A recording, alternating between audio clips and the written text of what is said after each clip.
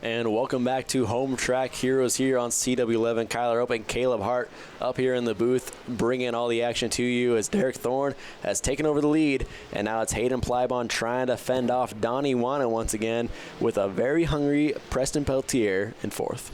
Look at that's 2, 3, and 4 in order. Plybon, Wanna, Peltier down the back straightaway here, down to 86 laps to go and roughly 36 laps before the break where they can go in and get a couple of new tires.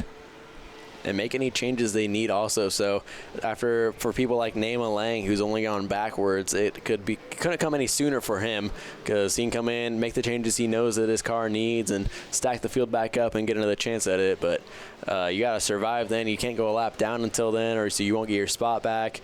So there's a lot of surviving still to go with about 35 laps till the break. Yeah, Naaman's faded to 6th here, although we had watched that happen before we had gotten into the break. So he's 6th. Don't lose any other spots and chance to restart. Then you just got to pass 5 cars, about a car every 10 laps to get back to the front and look at that big payday. Exactly, yeah. 15 grand up for grabs for these pro late models. 25 for the winner next week on the Summer Showdown 200 super late models. But you got to get through these next 84 laps if you want to be signing that big check at the end of the night. One of the things also to think about for the cars that are back in the pack is you can see Thorne is really setting a good pace. There's some drivers in danger of going a lap down, and going a lap down here is bad news, because that sets you in a position where it's hard to compete in the back half of the race. The leader, it's going to take him a little while if he can even get to and start passing more lapped cars. You definitely want to be on the lead segment going into break time. That way we get a chance to advance position easily coming out of it. Exactly, yeah. Haley Constance going a lap down, one of the Rookie of the Year contenders here at Evergreen Speedway. And now Derek Thorne sets his sight on the 12C of Chad Fitzpatrick. So he's lapping close to the top 10 right now. 43 of Derek Thorne looks pretty untouchable, and he's really showing why he's the #1 late model driver in the country right now. It's actually a pretty valuable thing for Haley right now, is getting a chance to run right in behind Derek. Derek, who has a relatively similar package in some of the areas of his car that Haley does, and see how hard that he can drive it into certain areas of the corner where he's getting on the throttle, where he's getting off, etc. It's kind of a learning opportunity for the younger drivers. Is Fitzpatrick in danger of going a lap down? It'll happen right there. Yeah, and if Haley is able to stick to the back bumper of Derek Thorne and pass all the cars that he passes and puts a lap down, that'll keep her in the lucky dog spot. So when the caution does come out, she'll be able to get her lap back. But this battle for second is really heating up. There goes Donnie Wanna to the inside, putting a little bit of door panel to door panel with the Hayden Plybon off of turn number 4 as they continue to battle side by side. We saw this early on at the beginning of this race. Yeah, just one spot back from where they were this time. Those two really getting after it. Similar positions again. It's Plybon on the outside, Wanna at the inside, and Plybon rallies in the high groove to retake second after Wanna was door panel to door panel with him. Yeah, Hayden Plybon looking so impressive here. I think Preston Peltier is getting a little impatient. Maybe a little bit of bumper there to Donnie Wanna. That's going to allow Plybon to really check back out. I think Wanna sucked up a lot of momentum going to the corner, and that threw Peltier off, and Peltier got on the back of the 89, causing a little bit sideways. But your second, third, and fourth place on your screen right now. Derek Thorne has checked out. As we'll continue to watch this battle right here. Good race for second and third, and this is what you pay to see when you come out to Evergreen Speedway for the Summer Showdown. Cars side by side, talent all through the field, and a star in the making in Hayden Plybon as of right now in the second position with a car length and a half over Donnie Wanna right behind him, and Wanna, to Donnie's credit, doing a good job holding off Peltier. Peltier is awfully tough at Evergreen Speedway, as we talked about earlier. Yeah, Donnie hasn't really ran as many races as he's used to this year. He's gone out to Wenatchee a couple times and raced here at Evergreen Speedway a couple times. So Donnie Wanna not really as many laps behind the wheel this year as he's accustomed to, but he's looking like he hasn't missed a beat all year long. Gap shortens between those 3 cars that you're looking at in second, third, and fourth. Plybon's 55, Wanna's 89, Peltier in behind him in the 48, and Sparks showing off the inside of the corner. They're coming into some heavy traffic, and time for the youngster to have to make some decisions. Okay, how are you going to attack it? Beep, beep coming through, or are you going to wait for the guy in front of you to make a mistake? If he hesitates too long, Wanna will take a shot. Yeah, you can't wait too long, as he's going to have to check up and get off the back bumper of Haley Constance there in 78. That's going to allow Donnie Wanna to try to carry some momentum, but not quite enough as the 78's to the inside. Peltier trying to carry some momentum along the outside to get around Donnie Wanna. Not quite enough room there yet. So Haley Constance getting a lap down by the next 3 cars in line. Philpott is the next car in front of the 55 Hayden Plybon. Plybon did a good job. We've seen him be comfortable running the high groove and getting through the high groove up and in the corner. That car's got very good maneuverability and drivability as wanted. Again, pushing the issue, getting into the bottom of turn number 3. Here comes Plybon up to try to put another car in his rearview mirror, and there is Wannett right to the inside coming off the turn. Yeah, huge run through the middle of 3 and 4 for Donnie Wannett, as Hayden Plybon's going to have to run that higher groove again. Peltier trying to go outside of Donnie Wannett into the 3rd groove is, oh no, around goes Hayden Plybon all by himself. We couldn't have said enough good things about him until right now. I don't even know what happened there. It just got a little bit loose coming off the corner. Sometimes you get a little squirrely. You got to try to catch up to the race car, and the race car jumped up and bit him. Let's get another look at it as he comes off of 2. The nose just starts coming around, and he couldn't save it.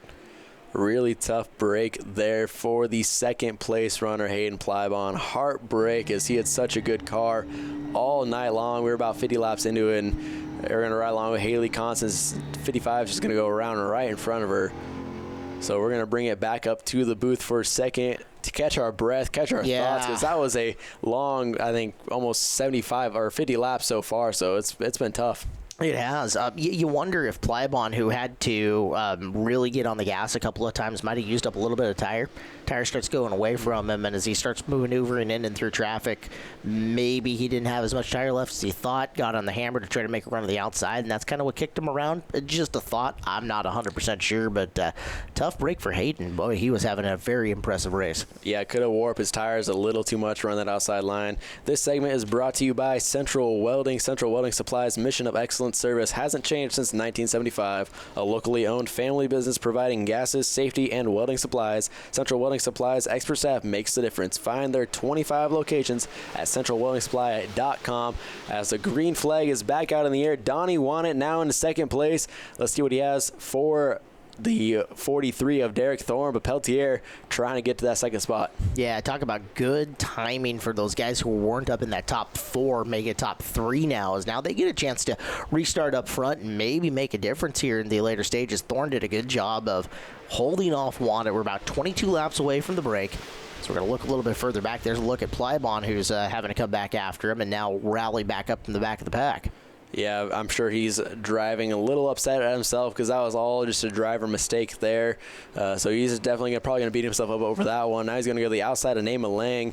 That's not something you see too often, is the young Hayden Plybon rally around Nema Lang that quickly and that powerfully. No, he's putting the pedal to the metal right now and trying to hammer down and get back forward and make up some of that ground that he lost due to the spin out.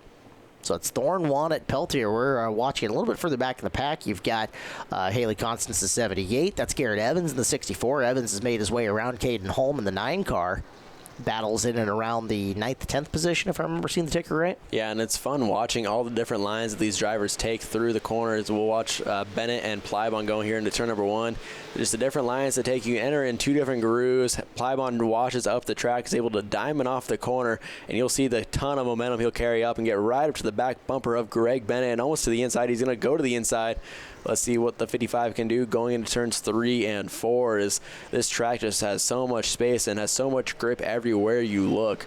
So it allows a ton of different lines. So your car can be set up 2 different ways and run still equally as fast laps, just different ways around the track. Yeah, I think Bennett decided discretion was a better part of valor there rather than abuse the race car up in the high groove, maybe save it a little bit and just tuck in, make a few more laps here.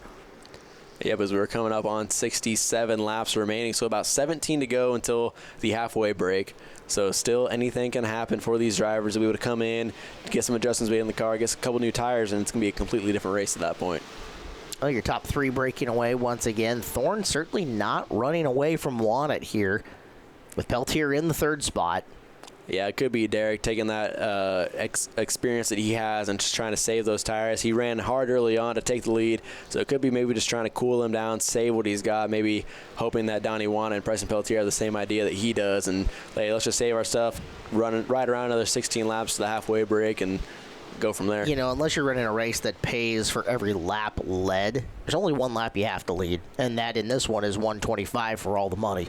So Thorne knows. He knows when his car has got to be good enough to lead a lap, and right now, again, coming into a little ways away from a break, there's no need to wear his equipment out any more than what it's already going to be. It's almost just coast mode right now. Exactly, and Derek Thorne has had quite the year on the West Coast. He's won the big races down at Irwindale. He's been at Kern County and won there. But outside of California, he's had some struggles. He was oh so close at All-American 400 before getting together while leading the lead with another car.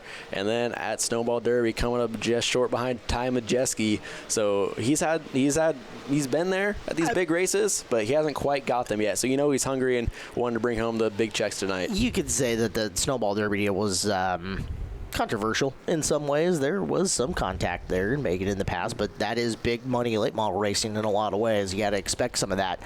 Want it now closing up on Thorne a little bit as we're down to 13 laps or so before the break. And you know, Donnie Want it'd be quite the feather in his hat if he drove by Derek Thorne here to basically lead this first segment. Oh yeah, that would be huge for the for the small team of Donnie Want in the 89 car. And Preston Peltier, he's hanging around right there. He's, I think, filling up his notebook about these other two cars in front of him, seeing how they get through the corner, where they're good in, where they're bad off, and more importantly, how he's going to be able to get around them when it comes to it later on in this race. Well, you also imagine that there's some significant conversation going on over the in-cockpit communications here in these late models about what they're wanting to change, where the race car is good, what they think can happen, because it's a very short break, is it not?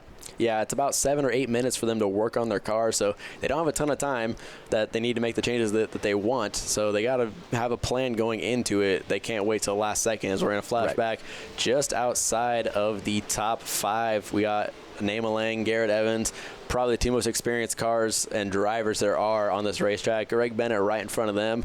And it is some good battling mid-pack still. I think a lot of drivers have the same idea as the top 3. Just, hey, let's ride around, let's get to the break, and make our adjustments and race hard after that. Yep, that's 6, 7, and 8 you're looking at right now. Now, Garrett knows the value of position right here, because getting ahead of Naima would be a pretty big deal going into this last little group. Takes a look at him, follows him into the corner, but you can see him kind of swinging wide off the corner and maybe thinking about making a bomb run up into the outside and see if he can get up and around. Yeah, a little bit of bumper there off the corner. Looks like Naima Lang slid up off of turn number 2, and I think his spotter quite told him that Garrett Evans was right there, and Garrett maybe not appreciative of the 18 sliding up in front of there, giving him a little bit of bumper, saying, hey, I'm here, bud, and he's going to wave by him as they go down the front straightaway and try to bring along Caden Anderson. Great run for the 37 so far, just outside the top 10, getting around Naima Lang, and that's going to put him inside the top 10, I believe, as he tries to follow through Garrett Evans. Yep, so move Evans up to 7th, move Anderson up to 8th at this point in time. We have so much more racing to go, and we're going to bring even more to you coming up after this little timeout. So we're going to take a quick break and finish up the remaining 58 laps from Evergreen Speedway's Home Track Euro.